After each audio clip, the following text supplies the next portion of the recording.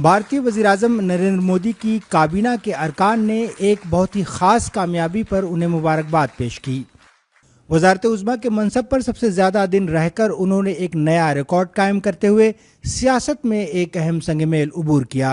वो भारत के ऐसे पहले वज़ीर-ए-आज़म हैं जिन्होंने एक मुंतखब हुकूमत में बतौर वज़ीर-ए-आज़म सबसे ज़्यादा दिन मुसलसल वज़ारत-ए-उज़्मा के ओहदे पे फायज़ रहने का एक रिकॉर्ड कायम किया है।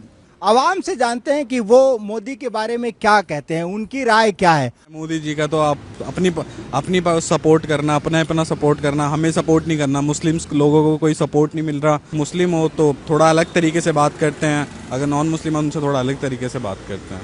हिंदू मुसलमान कहने से कोई फ़ायदा नहीं है, देखो, बट एक हिंदू राष्ट्र है हमारा, तो ऑब्वियसली एक हमारा हिंदुत्व रहना चाहिए। जो मुसलमान है वो ऐसा नहीं होना चाहिए कि वो दबा रहे हैं लोगों को। तो मुझे बहुत गंदा फील होता है इस कंट्री में, सही बताऊँ, स्टे करने पे भी। अब ऐसा फील हो रहा है कि अदर कंट्री में करता हूँ, मैंने ट्रैवल बहुत कंट्री किया है और ट्रैवल भी किया मैंने, तो अदर दुबई में आता हूँ तो बहुत गलत इम्पैक्ट से देखते हैं इंडिया को।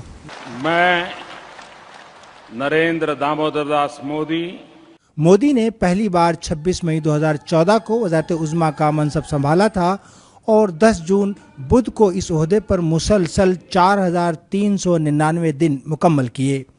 इस तरह उन्होंने भारत के पहले वज़ीर-ए-आज़म जवाहरलाल नेहरू के रिकॉर्ड को पीछे छोड़ दिया।